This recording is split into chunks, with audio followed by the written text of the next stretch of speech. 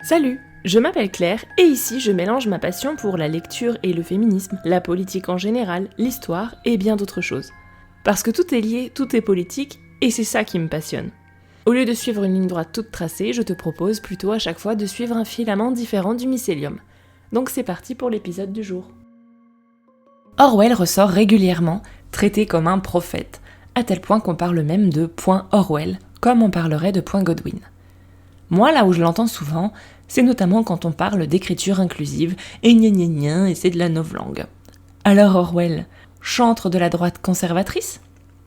Paradoxalement, il est banni dans les écoles en ce moment aux États-Unis pour ses idées gauchistes. Alors, du coup, non ? Comme je l'ai lu dans la préface de mon édition À la ferme des animaux, un autre ouvrage d'Orwell, tout le monde connaît 1984. Et là, tout de suite, j'ai pensé, tout le monde croit connaître. Parce que je soupçonne fortement qu'un certain nombre, voire un nombre certain de gens qui ont un avis bien tranché sur ce bouquin, ne l'ont sans doute même pas lu, ou pas en entier, ou juste en diagonale, ou en parlent sur la base de souvenirs flous. Pour répondre à la question, l'écriture inclusive une novlangue ? J'ai donc eu envie de revenir à ce qu'il disait, lui, avant de relayer bêtement des clichés ou des souvenirs confus. Je crois qu'on appelle ça l'honnêteté intellectuelle. Je l'ai donc relu parce que oui, je l'avais lu au lycée, mais mes souvenirs étaient plus que confus et assez influencés par ce que j'ai pu lire sur le livre, tout le paratexte, après coup. Et plus j'avançais, plus je me disais que beaucoup qui se réclament de « Ouin, Orwell nous avait prévenu, quel prophète, gna gna gna », ils ont pas dû lire ce bouquin.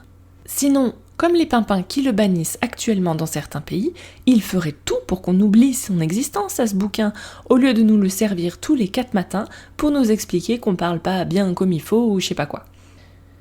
Donc on va s'en parler, et oui, spoiler alerte un peu, mais bon, le bouquin a 77 ans, donc il y a peut-être prescription. Donc, comme d'habitude, quand je parle de ce genre de bouquin, j'ai voulu commencer par des bémols, des éléments de contexte et de contextualisation, et on va dire que ça s'est pas passé comme prévu. Je disais que beaucoup vont brandir 1984 en exemple sans l'avoir lu, donc avec une idée biaisée, et peut-être que toi non plus tu l'as pas lu, mais c'est pas grave, et ça nous empêchera pas d'en discuter au calme. Parce que des fois, lire un livre avec des gros a priori, ça va fausser la lecture presque autant que de pas lire le livre du tout et se contenter de répéter ce qu'on a entendu à la radio ou à la machine à café. Quand on lit un texte en s'attendant à y trouver quelque chose de précis, ça peut nous faire passer à côté du livre quand même. C'est là que je trouve que les préfaces de contextualisation ont un rôle important à jouer pour recadrer la discussion, attirer notre attention sur d'autres points, etc. Enfin, quand elles sont bien faites, quoi. Pour moi, je pense que c'est ce phénomène de lecture biaisée et sélective qui peut expliquer une partie de la récupération d'Orwell par la droite. Oui, on va y revenir sur les idées politiques d'Orwell.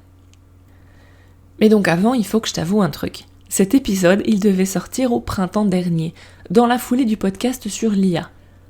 Pourquoi ce trou temporel ? Parce que ça s'est pas passé comme prévu. Avant de parler de la novlangue et tout, je voulais parler de l'homme, ses idées, comme je le fais un peu à chaque fois. Et en fait, c'est pas si simple, parce que le discours autour d'Orwell est très confus, très touffu. En toute transparence, avant de faire mes recherches, j'en avais une image de brave antifasciste moustachu, un peu anarchiste, une bien belle figure d'extrême gauche comme on en fait peu. Je le classais un peu comme Gramsci, dont on a parlé dans l'épisode 33 sur l'hégémonie culturelle, qui lui aussi a été pas mal récupéré par ses ennemis politiques et est une figure d'extrême gauche à la base. Mais en fait, c'était pas trop ça. Glorifier Orwell, ou en tout cas l'idée qu'on s'en fait, n'importe comment et à toutes les sauces, ça fait que tout le monde ne lit que ce qui l'arrange en oubliant le reste, que ce soit dans 1984 ou sa biographie, à tel point que ça devient dur de se faire une idée de son œuvre ou de sa vie, sans faire des recherches vraiment très approfondies, sans lire absolument toutes les sources soi-même. Parce que si on lit ce qui a été écrit sur Orwell, on va lire tout et son contraire en fonction de ce qu'on voulait bien lui faire dire. Et on peut avoir des trucs très contradictoires en fonction du positionnement politique de la personne qui écrit sur Orwell, sans même parler d'Orwell lui-même. Et donc oui, je me suis vite trouvée complètement submergée. Et pour être parfaitement honnête, j'avais pas particulièrement envie de prendre soit absolument parti contre lui, ni de défendre un mufle, ni passer 3 mois à tout lire ou écrire une thèse. On peut lire qu'un nombre limité de livres et de textes par an, et si je devais me faire une fixette dans ce genre, c'est pas Orwell que je choisirais. Donc, la contextualisation va être plus que sommaire, et sans doute même partiale, tant pis j'assume. Mais si ça t'intéresse, je t'invite vraiment sincèrement à aller creuser et faire tes propres recherches. Moi, j'ai décidé en conscience et en toute honnêteté que c'était pas là que j'avais envie de dépenser toute mon énergie, et en fait, ça va pas nous empêcher de parler de la novlangue. Par contre, quand je lisais des analyses d'Orwell, 2 autres livres revenaient souvent. Le meilleur des mondes d'Aldous Huxley et Fahrenheit 451 de Ray Bradbury. Et finalement, c'est ça qui était intéressant, je trouve. Ce cas de figure nous montre le problème d'aller chercher des réponses dans un seul livre saint, qu'on lit même pas forcément en entier, sans regarder ce qui se fait autour, en traitant un auteur comme prophétique et génial, sans aucun recul. Par exemple, dans Fahrenheit 451, on retient surtout que les gens brûlent des livres et c'est un scandale. Mais en fait, ce que l'auteur dénonce surtout, c'est que si on peut brûler les livres comme ça dans ce monde, c'est parce qu'on a d'abord arrêté de les lire, qu'on se contente de résumer ou d'une vague idée, plutôt que de faire l'effort intellectuel de lire et réfléchir à ce qu'on lit. Soit finalement ce que font beaucoup de fanas d'Orwell avec 1984, ce qui me fait doucement marrer aussi. Preuve que c'est beaucoup plus intéressant de lire plusieurs livres, et même ceux qui sont critiquables, d'observer les points communs, les différences et les angles morts. Parce que l'autre corollaire de glorifier un auteur comme Orwell, c'est qu'on n'arrive plus à envisager qu'il ait pu avoir des angles morts, qu'il ait pu oublier certains aspects, qu'il ait pu dire des conneries, qu'il ait pu avoir ses propres idées, ou qu'on soit pas d'accord avec certaines choses quand on est capable d'argumenter. Le problème quand on qualifie une personne de génie, et déjà, c'est qui décide, les génies ? C'est qu'après, personne n'est légitime à émettre des critiques. À part peut-être les autres génies qui sont désignés par les mêmes personnes et donc ils sont tous d'accord entre eux. D'ailleurs, ce que j'ai trouvé d'intéressant dans mon édition du meilleur des mondes, c'est que dans la préface, l'auteur fait un peu son autocritique 15 ans après. Ce qu'Orwell n'aurait jamais pu faire, mais il avait une bonne excuse, il était mort, mais ça aurait été intéressant comme exercice. Et j'ai trouvé ça bien, parce que l'autocritique est essentielle. Le meilleur des mondes, c'est génial, ça veut pas dire qu'il n'y avait pas des défauts, et même l'auteur l'admettait. Tout comme la critique constructive est importante aussi, même et surtout quand on est qualifié de génie. Un texte est toujours le fruit de son époque, de son contexte, et ça vaut aussi pour 1984. Alors on va quand même présenter un peu Orwell. Orwell, brave antifasciste un peu anarchiste ? Pas vraiment en fait, je crois pas. Mais si j'en ai cette image, c'est justement parce qu'Orwell a été tellement adulé, mis sur un piédestal sur à peu près tout le spectre politique, qu'on a tendance soit à le décrire comme le pire homme sur Terre, soit à l'idéaliser complètement, sans trop de discernement. Mais en fait, si on y réfléchit bien, s'il avait été une figure anarcho-antifasciste, aurait-il eu la renommée qu'il a ? S'il avait une idée politique vraiment bien définie, à part le totalitarisme c'est mal, et l'eau c'est quand même vachement mouillé, aurait-il remporté l'adhésion de gens aussi différents, y compris sur le bord opposé du spectre politique ? Serait-il repris à toutes les sauces comme ça ? En fait, sans doute pas. Donc, une courte biographie ouvertement sélective pour contextualiser un peu, et comme je disais, fais tes recherches si tu veux vraiment un avis plus fourni. Donc, de son vrai nom, Eric Blair, comme quoi c'est pas si difficile d'appeler les gens par leur nom choisi et pas leur état civil quand on veut bien, tiens donc. George Orwell est né en 1903 aux Indes, plus précisément en Birmanie, en plein empire colonial britannique. Orwell était chroniqueur, journaliste, romancier. C'est important pour la suite de la discussion. Il n'était pas linguiste. Il a fait des grandes écoles, dont Eton. Donc sans être issu du grand luxe, c'était pas un prolo non plus. Ça aussi c'est important pour la suite. Il a combattu en Espagne pendant la guerre civile, où il va être blessé. C'est aussi là qu'il prend conscience de la capacité de la presse à influencer l'opinion par la désinformation. Quand il lit la presse britannique sur la guerre civile espagnole, il ne reconnaît pas ce qu'il a vécu. Il est mort en 1950, à l'âge de 46 ans. Pour ses combats, je rappelle que je ne vise pas ici à l'exhaustivité. Il a surtout lutté contre le régime soviétique finalement et le totalitarisme. Donc quand je dis qu'il est apprécié par presque tout le spectre politique, ça te donne une idée de qui ça exclut. Et c'est possiblement parce qu'il était anti-URSS en pleine guerre froide, de notre côté du rideau de fer, qu'il a eu le succès qu'on sait. Le film La ferme des animaux, adapté donc de son bouquin, avait été fait avec le soutien de la CIA, donc on n'est pas non plus sur un révolutionnaire de fifou. Et parlons un peu des critiques qui lui sont faites et qu'on n'entend pas forcément partout. Il y a d'abord des accusations de classisme. Il a notamment écrit sur les personnes sous le seuil de pauvreté. Le livre c'est Dans la dèche à Londres et à Paris, je l'ai pas lu. Dans 1984, les prolétaires sont déshumanisés, on les juge sans intelligence. Il y a par exemple ce slogan « Les prolos et les animaux sont libres ». Ils ont paradoxalement plus de liberté, de pensée, de religion, etc. Mais c'est justement parce qu'on les pense moins intelligents. Ils n'ont pas les mêmes droits, parce qu'on n'a pas les mêmes attentes non plus. Et c'est là que, juste avec 1984, j'ai trouvé que c'était un peu ambigu. Les prolos n'ont pas le beau rôle, et on pourrait presque croire que c'est une dénonciation du système. Mais en même temps, le texte ne leur confère pas de sympathie non plus. Ils sont pas individualisés, humanisés. Les masses sont aussi représentées comme stupides dans La ferme des animaux, qui est analysée pour certains comme du mépris de classe, de l'incapacité des prolos à s'organiser eux-mêmes. Dans 1984, on est censé s'identifier à Winston, un membre du parti, un sous-fifre certes, mais pas un prolo non plus. Alors que statistiquement, dans la vraie vie, on ferait sans doute plutôt partie des 80% de prolos, mais bref.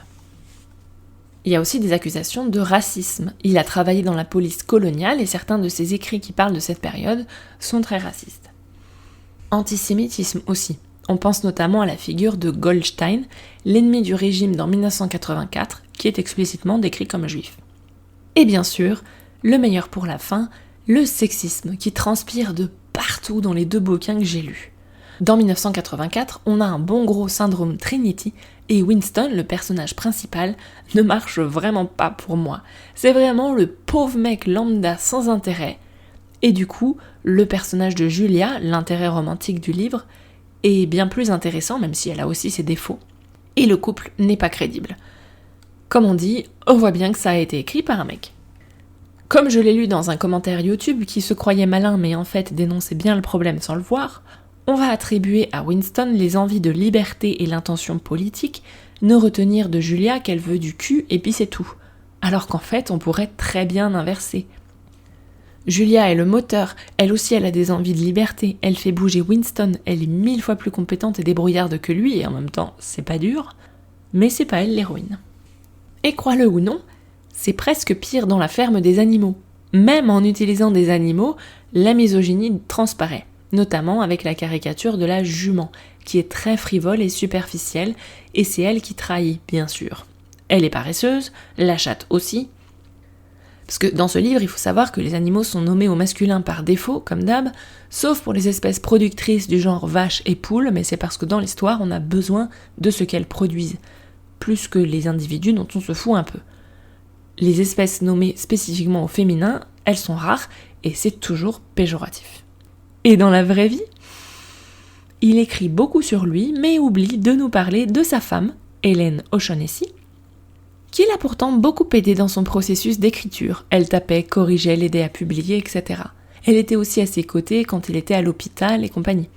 Et comme beaucoup de prétendus génies, il traîne aussi des accusations d'agression sexuelle. Encore une fois, on ne séparera pas l'homme de l'artiste, on le voit bien. Alors, est-ce qu'on veut cancel Orwell ? Pour moi, la question n'a vraiment aucun intérêt. Et il a aussi dit d'autres trucs intéressants. Mon problème avec ce mec, lui et les autres, c'est qu'on l'idéalise. Qu'on lui fait dire tout et son contraire en masquant ce qui nous arrange. Apporter de la nuance, le critiquer, dénoncer les problèmes ne fera pas disparaître les idées intéressantes. Il avait ses problèmes, mais force est de constater qu'il reste très présent dans les discours actuels, pas forcément pour les idées qu'on vient d'énumérer. Donc, faire semblant qu'il n'existe pas n'est pas la solution non plus. Dans tous les cas, le problème n'est jamais uniquement l'homme lui-même, c'est aussi que la société décide collectivement de l'ériger sur un piédestal en glissant tout le reste sous le tapis. Et donc on va finir cette contextualisation avec un petit résumé de 1984. 1984 a été écrit en 1948. Dans un futur imaginaire, la Grande-Bretagne, qui désormais ne s'appelle plus ainsi mais fait partie du super-État d'Océania, est dirigée par Big Brother, un dictateur qu'on ne voit jamais, existe-t-il seulement ? Océania est en guerre perpétuelle avec l'un des deux autres super-États, ça change tout le temps, mais cette guerre n'est pas vraiment une guerre de conquête. Elle sert surtout à épuiser les ressources produites et empêcher tout progrès. C'est une idée importante. Le monde de 1984, c'est le monde de 1988 qui n'aurait pas évolué. C'est pas une réflexion sur le futur. Dans le livre, on suit Winston, un employé médiocre du ministère de la Vérité qui est chargé de réécrire perpétuellement l'actualité, y compris les anciennes éditions de journaux, en fonction de l'évolution des intérêts du parti. Par exemple, si on change d'ennemi, il va falloir corriger les journaux qui annoncent qu'on était en guerre avec tel ennemi. Le but, c'est de contrôler le passé pour contrôler l'avenir. La vérité du jour doit devenir celle d'hier et de demain. Le parti introduit aussi la novlangue, mais ça, on va y revenir en détail après.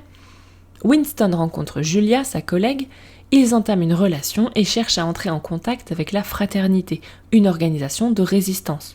Mais ils vont être arrêtés et torturés pour être guéris, c'est-à-dire jusqu'à ce qu'ils aiment véritablement et sincèrement Big Brother.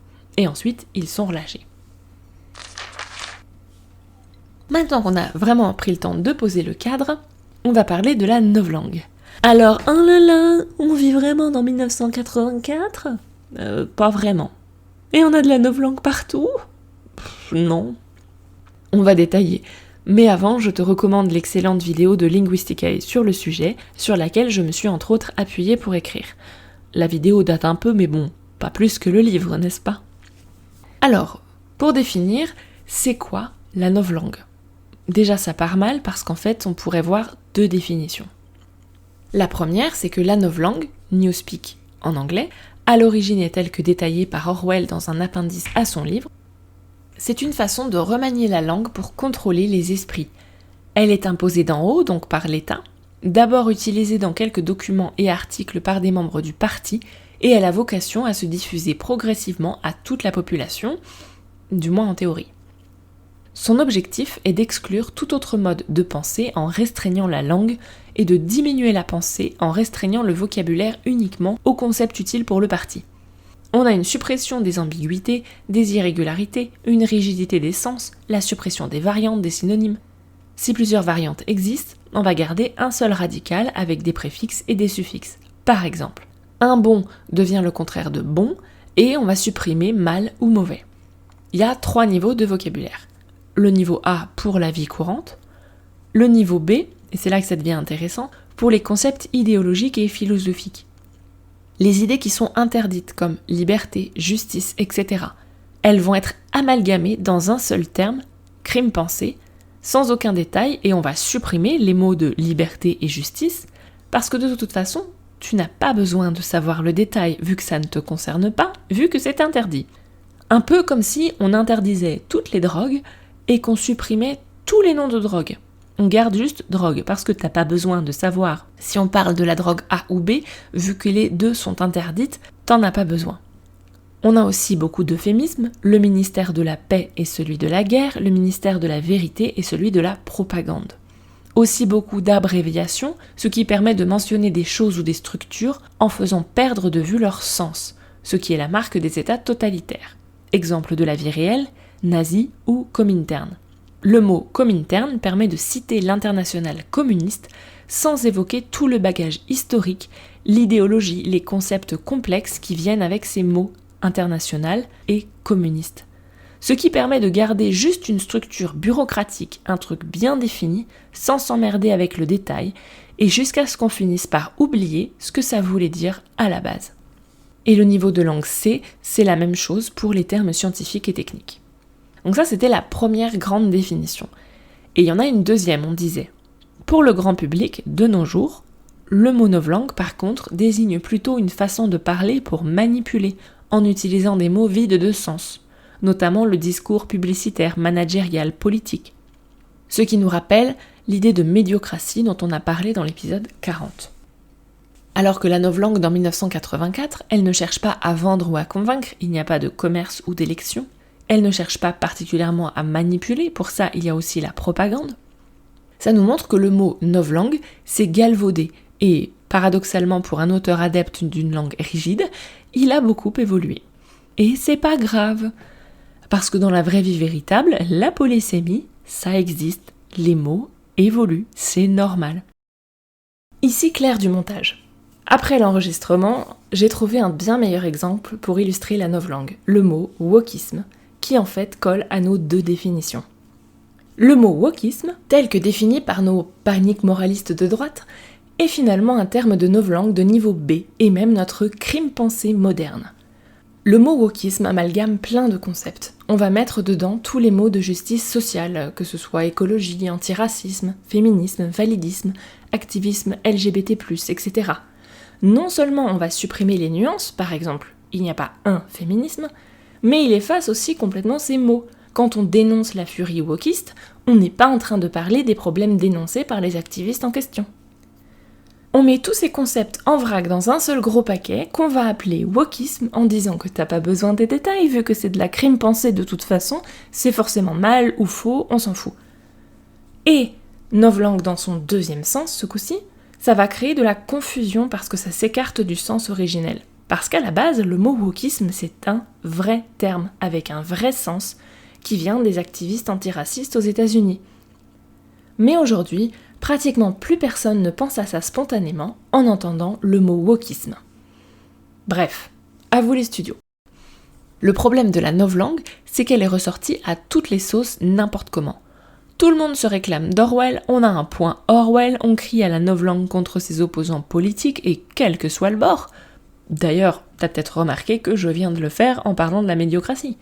Comme s'il ne devait y avoir qu'une seule bonne façon de parler une langue, comme si notre langue était en péril.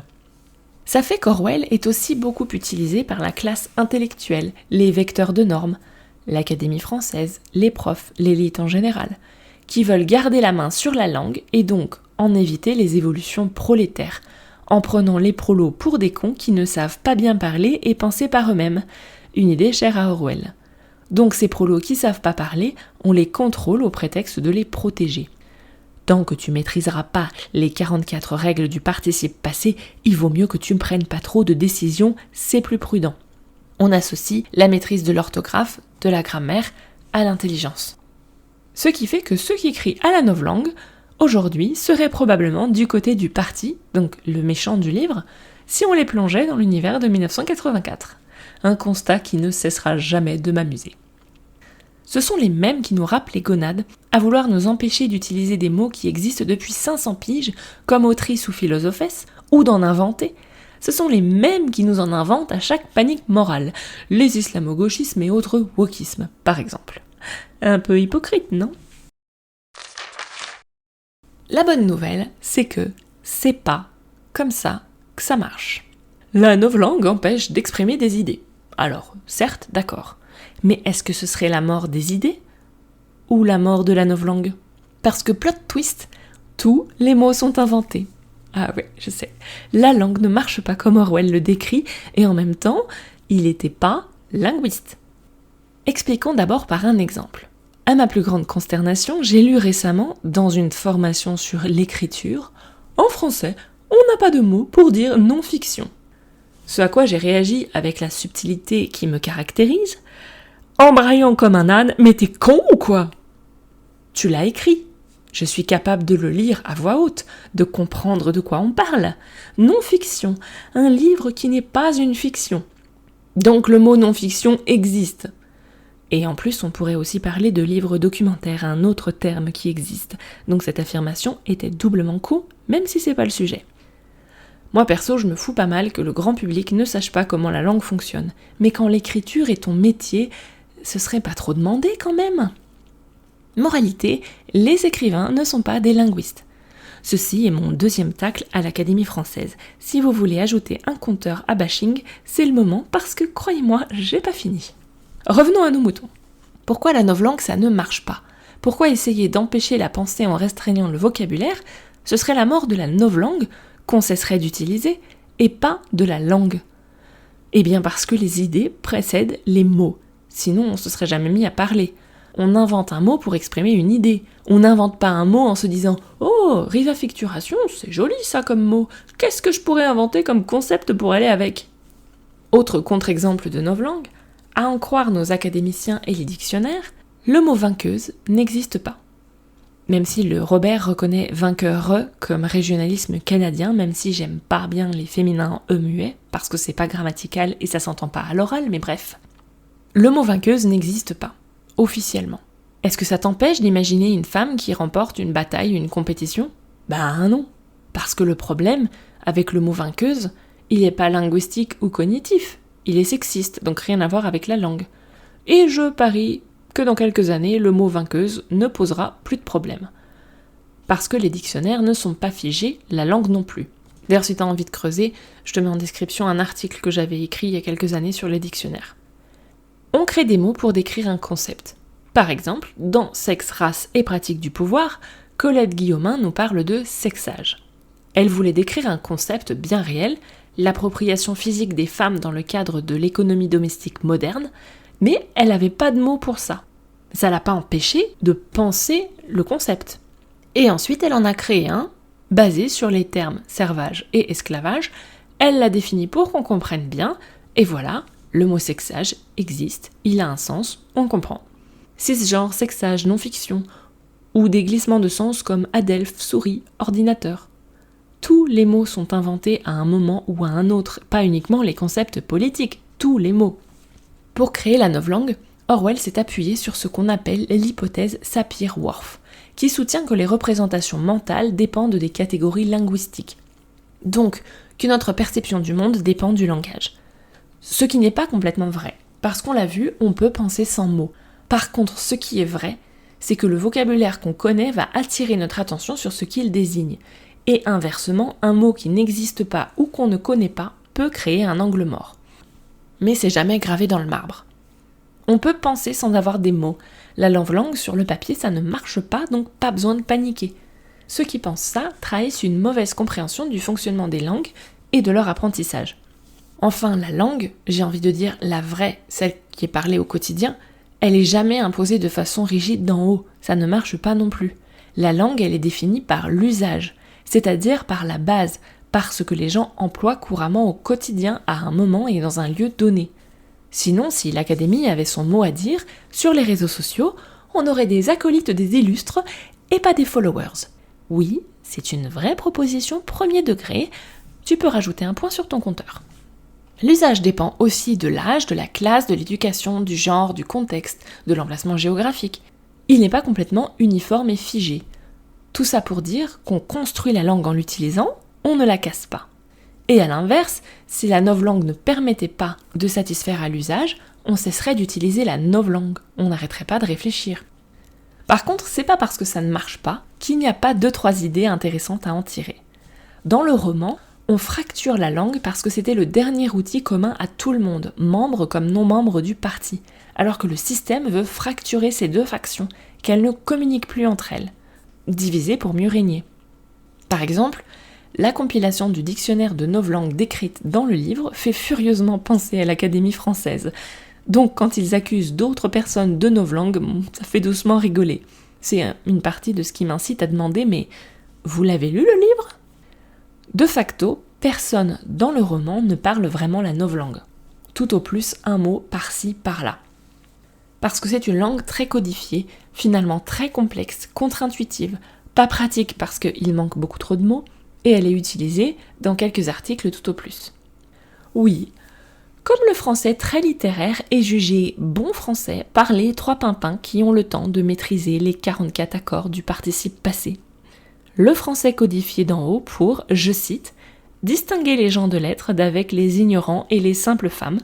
Oui, encore une vraie citation premier degré de l'Académie. Finalement, est-ce que c'est pas ça la novlangue ?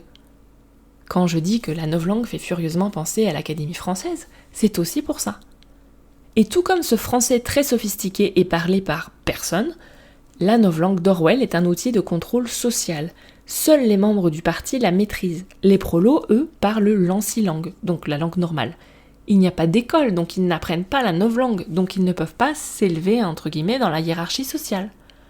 Tout comme la complexification artificielle du français qui a permis à l'époque de trier les gens bien et les ignorants ou les gonzesses. Ce qui est vrai aussi, c'est que la langue publicitaire politique managériale, donc la novlangue dans le deuxième sens, le sens moderne, elle fait tout pour créer de la confusion, dépolitiser. Mais là, ce qu'il faut bien comprendre, c'est que c'est pas juste une question de langue ou de vocabulaire.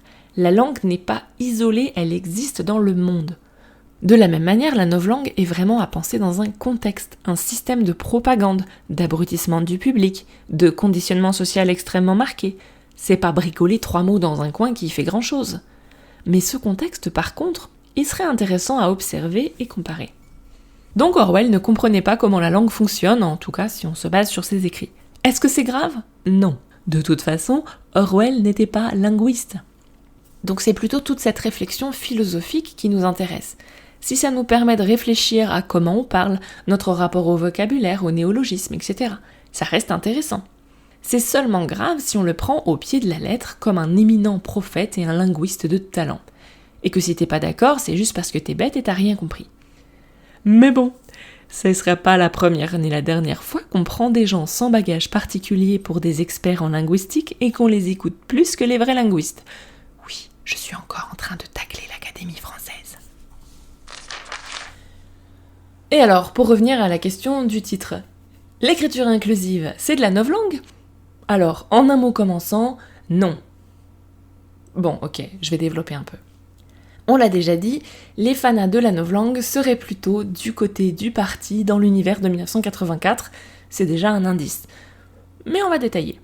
On l'a dit, la novlangue, c'est des raccourcissements, des simplifications, etc. Alors notre langue inclusive, qu'en est-il ? Déjà, elle n'est pas imposée par les instances de l'État, c'est même le contraire. L'État phallocrate l'interdirait si c'était possible. Par contre, quand l'État te dit « tu dois utiliser tel mot plutôt qu'un autre, sinon je te retire tes subventions ». Ou « le masculin fait le neutre parce que c'est plus noble, donc c'est quand même vachement plus mieux ». Déjà, c'est un peu plus de la novlangue que Claire qui s'entête à dire autrice dans son coin. Le masculin n'est pas supprimé de manière générale, on ne supprime rien. Au contraire, on enrichit, on ajoute des nuances, des synonymes, des expressions, on permet l'expression de concepts en plus, pas en moins. Qui râle contre les néologismes, les emprunts, les remises au goût du jour ou la polysémie et ne me lancez pas sur les anglicismes ? Qui essaye de restreindre le champ de la pensée en effaçant les femmes ou les minorités de genre ? Qui, à l'inverse, détruit des mots comme autrice ou philosophesse et plein d'autres ? Des mots qui existent pourtant depuis des centaines et des centaines d'années. Ce sont les mêmes qui crient à la novlangue. Avec la langue inclusive, on ne crée pas de la confusion, mais on précise. On cherche à décrire plus exactement le réel, au-delà des réalités binaires et sans nuance. La langue inclusive, elle est en pleine ébullition, en pleine co-création. Tout le monde s'en empare, c'est chaotique, c'est expérimental, c'est subversif, ça change régulièrement en fonction des trouvailles qui prennent et de celles qui rentrent pas dans l'usage. C'est l'exact opposé d'une langue rigide, codifiée, dictée d'en haut. L'écriture inclusive n'impose rien à personne, t'aimes pas le point médian, utilise autre chose, tant mieux. Mais les manuels scolaires, ils bourrent le crâne de nos enfants. Alors, les manuels scolaires expliquent des trucs, ils ne les imposent pas, et ils sont édités par des maisons d'édition privées. Et si c'est quelque chose qui vous gêne, il va peut-être falloir en ce cas questionner la conception des manuels scolaires en général, mais là c'est pas l'écriture inclusive le problème. Tous les manuels n'utilisent pas l'écriture inclusive, c'est même plutôt l'exception. Tout comme tous les profs ne parlent pas en inclusif non plus. C'est d'ailleurs plutôt un argument en faveur de la pluralité des sources et des méthodes d'enseignement qu'autre chose. Et dernier argument pour finir, on a une démarche d'historicisation de la langue parce qu'on va ressortir d'anciens mots, d'anciennes règles grammaticales. Qui pratique la falsification de l'histoire de notre langue ? Qui prétend que les femmes n'ont jamais rien fait de significatif et que donc le féminin n'est pas utile ? L'effacement de l'histoire, au passage, c'est un incontournable de toutes les dystopies d'anticipation, 1984 y compris. J'avais envie de finir avec une section un peu pot-pourri que j'ai intitulée « Là où on pourrait s'affoler ». Parce que j'avoue, ce qui m'avait donné envie de remettre le nez dans 1984, c'est d'entendre régulièrement ce « gna l'écriture inclusive c'est de la novlangue ». Ce qui collait pas trop avec mes souvenirs, mais comme mes souvenirs étaient confus, j'ai décidé de relire, d'abord en me disant que j'allais faire attention à cette novlangue. Mais finalement, la novlangue, c'est même pas le truc le plus intéressant du livre, loin de là. Donc, j'avais envie d'en parler 2 minutes. Parce que, je sais pas toi, mais quand on pointe avec autant d'insistance dans une direction, moi je trouve toujours intéressant d'aller regarder de l'autre côté. Genre, qu'est-ce que tu veux que je ne vois pas ? Sans aller jouer au jeu des 7 différences et comparer les points qui collent à notre réalité ou pas, ce qui n'a pas grand intérêt, c'est quoi les idées que j'ai trouvées utiles dans ce livre ? C'est quoi les idées de 1984 qui ont moins la place sur les chaînes de droite que leur panique morale à 2 balles, et que justement, c'est ça qu'il faut regarder. Alors, sans ordre particulier, le vrai danger finalement, c'est quand on commence à arrêter de penser. Quand on commence à répéter en boucle ce qu'on entend à la télé, par exemple tous ceux qui vont nous parler de wokisme hors de son sens originel, sans esprit critique, sans chercher à recouper les sources. Ceux qui préfèrent aller demander à ChatGPT ce qu'il en pense pour ensuite le prendre comme parole d'évangile au lieu d'aller se faire un avis. Autre danger, ceux qui défoncent toute la créativité avec l'IA et la réduction de chaque parcelle de notre vie à une logique de rentabilité et de contrôle de soi ou de notre environnement. Alors, dans 1984, on n'a pas d'IA, mais on a une génération automatique de chansons, de romans, avec un appareil qui est appelé versificateur, ce qui finalement revient un peu à de l'IA. Donc, dans le livre, il n'y a pas d'art, pas de créativité, même pas de hobby en fait. Au lieu de nous faire chier avec la soi-disant novlangue de l'écriture inclusive, il ferait mieux de s'affoler aussi de la surveillance croissante, le panoptique que permet, entre autres, l'intelligence artificielle, mais aussi la multiplication des écrans. On n'a peut-être pas un écran qui prend tout le mur du salon et qu'on peut pas éteindre. Mais si on est en permanence le nez dans son smartphone, c'est pas mieux. On peut retrouver aussi dans le livre cette idée de post-vérité. Tiens, encore un néologisme. La réalité factuelle n'a finalement plus aucune importance. Tant que c'est dit à la télé, ça doit être vrai. Et peu importe s'ils se contredisent d'un jour sur l'autre. C'est pas 100% 1984, mais ça y ressemble. 1984 a aussi toute une réflexion en arrière-plan sur le contrôle du désir, notamment sexuel. Tel que ça évolue de nos jours, pas dans le livre, on est plutôt en train de créer des machines sans désir. Mais dans le livre, on préfère carrément abolir l'orgasme. Le désir sexuel est subversif, d'autant plus qu'il est incarné par une femme dans le livre, j'ai envie de dire évidemment. Dans 1984, on a une répression de la sexualité hors reproduction et une répression du plaisir. Pas seulement pour le contrôle en soi, mais, et c'est ça que je trouve intéressant, parce que la frustration sexuelle génère de l'hystérie, chez tout le monde, pas que les femmes. Une hystérie facile à exploiter ensuite. On va déverser des torrents de haine sur les ennemis désignés. Alors que le plaisir sexuel, lui, apaise. Tout ça, ça m'a rappelé l'article « Le plaisir du corps et l'origine de la violence » de James Prescott, dont on a parlé en détail dans l'épisode 29. Rapidement, la thèse de l'article, c'est que violence et plaisir corporel entretiennent une relation réciproque, ce qui veut dire que l'un inhibe l'autre. Et si t'as envie d'en savoir plus parce que c'est vachement intéressant, je te renvoie à l'épisode. C'est marrant parce que quand les conservateurs vont citer Orwell comme l'évangile, il y a certaines choses qu'ils ne disent jamais. Notamment, le livre nous dit que comme les prolos sont si nombreux, s'ils se rebellent, le système s'effondre, parce qu'il s'effondrera pas de l'intérieur. Mais la rébellion des prolétaires va nécessiter une prise de conscience, notamment de classe, et la foi en un autre monde possible. Ça, ce sera le sujet d'un épisode très prochain. Si on pense que le monde peut pas être autrement, que ça peut être que pire, on ne se rebelle pas. Bon, on l'a vu, Orwell se faisait aussi reprocher son classisme. Il avait l'air de croire que les, entre guillemets, masses ne pouvaient pas s'unir seules sans chef. Mais peu importe. On peut garder cette idée de « les prolétaires sont beaucoup plus nombreux et nombreuses », et que oui, on peut s'unir, trouver des terrains d'entente, etc. Ça, on l'entend pas trop à la télé. Une autre idée que j'avais notée aussi, c'est que finalement, la façon dont leur logique de torture fonctionne à la fin du livre pour promouvoir une soumission active et enthousiaste et pas juste passive et contrainte, ça m'a un peu fait penser à la logique du patriarcat, qui attend des femmes qu'elles le défendent et va punir violemment, alors parfois sans discernement, pour créer la peur, mais aussi en ciblant les non-conformistes, avec tout le panel des violences sexistes. Ce qui explique qu'on ait autant de femmes, presque exclusivement blanches, attention, qui soutiennent le système. Alors évidemment, là, c'est mon interprétation. Il n'y a pas un mot dans 1984 qui soit de près ou de loin pro-féministe, loin s'en faut. Mais l'idée reste intéressante, je trouve. Cette soumission active et enthousiaste est un élément fondamental du système, et il faut en avoir conscience. Et dernier enseignement, la phrase qui m'a hantée longtemps après ma lecture, le meilleur enseignement à tirer du livre pour moi, c'est pas la novlangue, c'est pas les slogans un peu cheap de type « la liberté c'est l'esclavage ». Non, c'est une phrase qui dit que l'important, c'est pas de rester en vie, l'important c'est de rester humain, humaine. Spoiler alerte, à la fin, notre héros ne meurt pas. Malgré la torture, il est bien vivant physiquement. Mais il ne reste plus grand-chose d'humain en lui, c'est une coquille vide, sans aucun désir, sans aucune once de rébellion, sans aucune envie, rien, un robot de chair. J'avoue que des fois quand je pense à l'engagement militant, le mien ou en manière générale, j'ai peur de mourir, peur de souffrir, peur d'avoir mal, etc. Mais en fait cette peur, elle nous paralyse, elle nous anesthésie. Et j'ai trouvé cette phrase assez libératrice. Est-ce que pour ne pas avoir mal, on est prête à perdre son humanité ? Alors pour conclure rapidement, Orwell n'avait pas tout prévu de notre monde.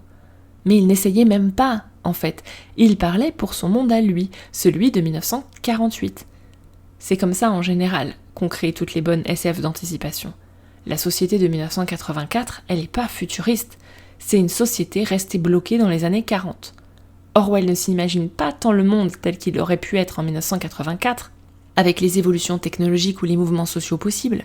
Il s'imagine plutôt le monde en 1984 si on ne change rien par rapport aux années 40. Donc ça n'a aucun intérêt de comparer 1984 avec l'année 1984 ou aujourd'hui. Finalement, à obséder sur les 7 différences entre 1984 et notre réalité, c'est qu'on en oublierait presque un autre livre de SF, qui est peut-être plus prophétique, et qui correspond finalement mieux à notre univers actuel que 1984 sur beaucoup d'aspects. On l'a déjà cité au début, je parle du meilleur des mondes d'Aldous Huxley. J'ai pas la réponse, mais je me suis demandé pourquoi on salue le génie prédictif d'Orwell, et pas, par exemple, Aldous Huxley ou Ray Bradbury. Alors attention, je dis pas qu'il faut commencer à glorifier l'un ou l'autre, ne glorifions personne au contraire. Mais c'est vrai que dans le meilleur des mondes, il y a aussi des idées très intéressantes. Alors on va s'en reparler la prochaine fois. M'ont inspiré pour cet épisode 1984 de George Orwell, oui quand même, et La ferme des animaux, Fahrenheit 451 de Ray Bradbury, Le cerveau pense-t-il au masculin de Pascal Gigax, Sandrine Zufferet et Ute Gabriel, l'article Le plaisir du corps et l'origine de la violence de James Prescott, mon article sur le dictionnaire, et 2 vidéos, La novlangue de 1984, donc de Linguisticae, et Orwell avait-il tout prévu de Monsieur Phi. Voilà pour le filament du jour. Si tu as des questions, des suggestions ou envie de papoter, on peut discuter sur Instagram ou par email. Tu peux soutenir le podcast sur Tipeee, ce qui m'aidera à couvrir mes coûts, oui, acheter des livres, mais aussi des croquettes pour mes 5 chats. Et sinon, tu peux lui mettre 5 étoiles pour aider d'autres à le découvrir. Merci beaucoup!